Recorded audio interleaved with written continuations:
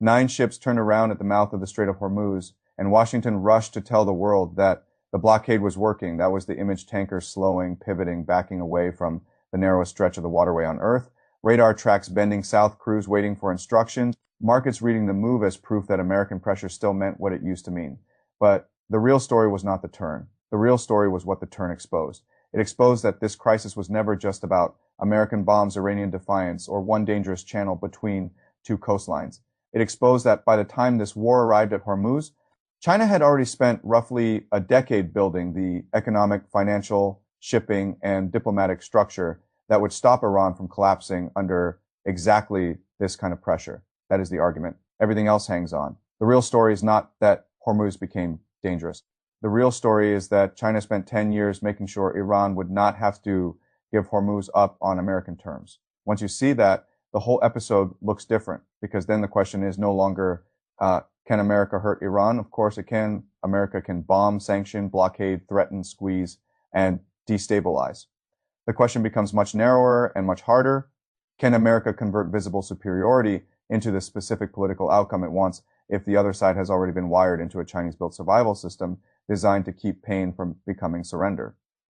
That is the question of Hormuz, and the answer is why this story matters far beyond Iran.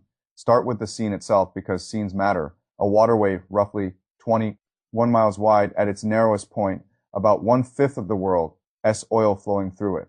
Liquefied natural gas from Qatar, crude from Saudi Arabia, Iraq, Kuwait, the UAE, insurance markets watching every signal, traders reading every ship movement as a clue. Governments trying to decide whether this is a temporary interruption or a structural turning point now place Iran on the northern shore of that choke point. No strike package changes that. No sanctions package changes that. No carrier group changes that. Geography was always Iran S1 card. What changed over the last decade was the system around the card. China helped make that card playable under pressure. That is why this was never a normal coercion story. Washington looked at Hormuz through the logic of force. It saw bombers, ships, pressure, leverage, and escalation ladders. It assumed that if pressure kept rising, Tehran would eventually accept that the strait must function on Washington's terms. That is how American power has been taught for decades. Apply enough visible force, and the political outcome eventually follows. Tehran looked at Hormuz through the logic of relevance. If Iran ever gave up the strait on American terms, it would be giving up the one geographical asset that turns it from a sanctioned problem into a structural fact of the global energy system. A state can lose money and rebuild. A state can lose infrastructure and rebuild. A state that voluntarily gives away the one lever that makes everyone negotiate with it is giving away something much harder to recover. So Iran was never going to do that unless it had already been broken, and China spent 10 years making sure it would not be broken.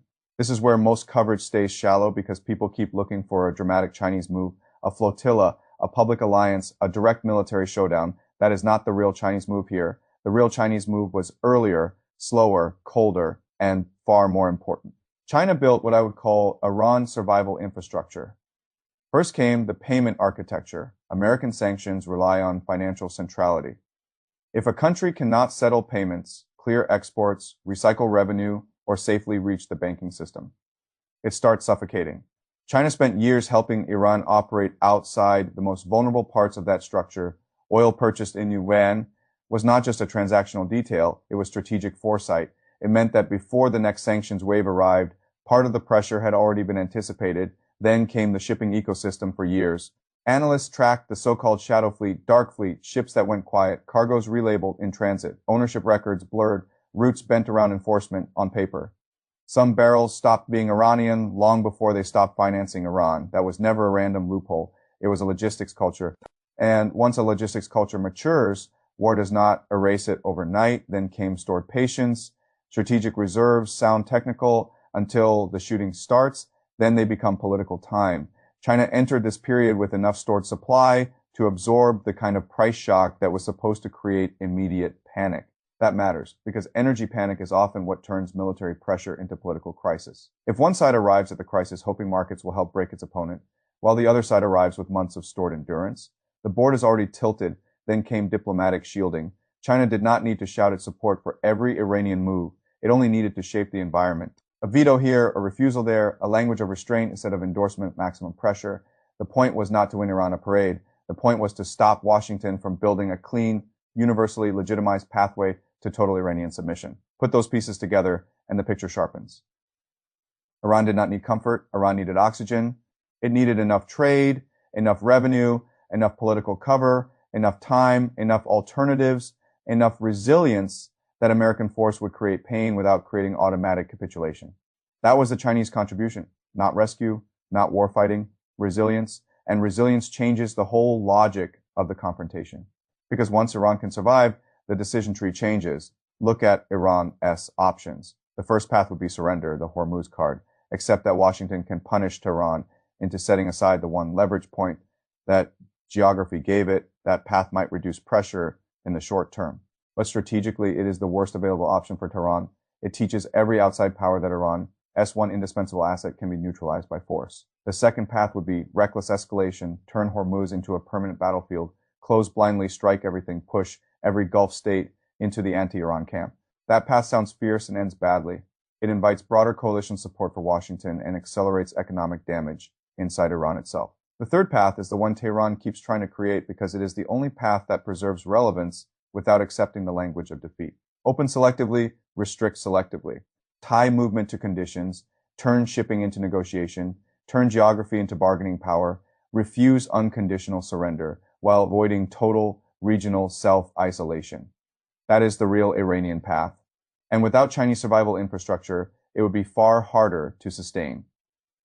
Now look at Washington's tree. America also has ugly choices. It can escalate harder and prove that visible force still dominates the waterway. But the higher the escalation climbs, the greater the market shock, the alliance strain, the shipping risk, and the chance that a coercion campaign against Iran turns into a broader test of American sustainability. You can settle for partial success and call it victory, but that means admitting that the strait did not open simply because Washington demanded it. It means living with the fact that Iran retained agency and that the outcome arrived through bargaining, not clean submission, or it can keep pressure high while hoping time breaks Tehran. That is the most tempting Washington option, and the one Chinese planning was designed to complicate. Because the whole point of survival infrastructure is to make time less useful to the coercer than he expected. Then there's China's tree. China can directly confront the United States in a theater where Washington is already concentrated and where Beijing has no interest in a military collision. That is the worst Chinese option. China can abandon Iran, which would destroy a decade of strategic investment, and teach every future partner that Chinese backing evaporates the moment risk becomes real. That is almost as bad. Or China can continue doing what it does best in this kind of contest, stay just below direct war, keep Iran breathing, keep alternative channels alive, keep the diplomatic environment muddy, keep learning, keep demonstrating that American pressure no longer operates in an empty field. That third option is not theatrical, it is not television, it is not emotionally satisfying, but it is exactly the sort of third player strategy that changes systems over time. This is why the monetary angle matters more than many people realize. The issue is not whether the dollar system disappeared. It did not. The issue is whether its monopoly character is now being contested in strategic corridors where it once looked untouchable. If energy movement, payments, sanctions, evasion, and shipping insurance start to split into multiple operating realities, then pressure still hurts, but it hurts differently. It stops being the automatic political endgame Washington once assumed it could be. That is the bigger lesson every sanctioned state, every middle power, every Gulf monarchy, every BRICS watcher, and every finance ministry in the global south is studying right now. They are not just watching whether Iran survives, they are watching how it survives. Which channels held, which systems stayed open, which partner mattered, which kinds of pressure created pain but not surrender. That is how one crisis becomes a template for 10 future calculations. There is a historical echo here, and it is worth treating carefully. This is not a copy of Suez in 1956, but it rhymes with it. Britain and France had military capacity. They could move forces. They could generate the optics of tactical success. What they could not do was escape the larger structure closing around them. Their problem was not that they had no force. Their problem was that the foundation under the operation was weaker than they understood. Hormuz exposes something similar for the United States. America has overwhelming military superiority over Iran. That is obvious, but the real question is whether military superiority alone can still force strategic finality against a state embedded in alternative payment, shipping reserve, and diplomatic systems cultivated by China over time. If the answer is no, then Hormuz is not just a Middle East episode. It is a demonstration of the limits of 21st century coercion when the target has been preloaded with enough external resilience. And that brings us back to the opening image. 9 ships turned around. Washington wanted the world to see proof that the pressure campaign still worked.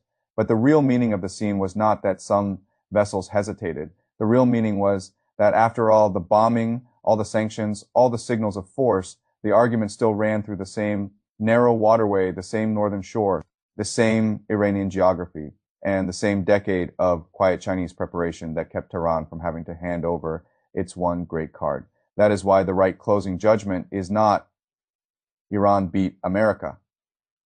That is too simple and too sloppy. The right judgment is more precise. America discovered that visible power can hit an invisible wall if someone spent 10 years building it in advance. It discovered that sanctions are not omnipotent once alternative systems mature. It discovered that military superiority is not the same thing as strategic closure. And it discovered all of this in a waterway where 1/5 of the world, S-oil, keeps reminding every government on earth that geography still votes.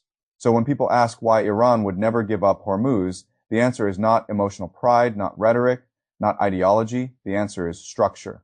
Hormuz is the mechanism through which Iran turns geography into relevance. China has spent 10 years making sure that if Tehran ever has to defend that mechanism under maximum pressure, it would not be doing it while economically suffocating real isolation. That is the real story. Not that a few ships turned around, not that one side sounded stronger on television, not even that a single crisis suddenly changed history.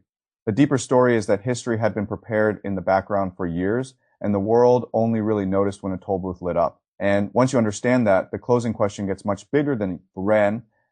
If China spent 10 years making sure Iran would not have to surrender the Hormuz card on American terms, what other cards has it already spent 10 years preparing to protect somewhere else? That is the question Washington should be asking.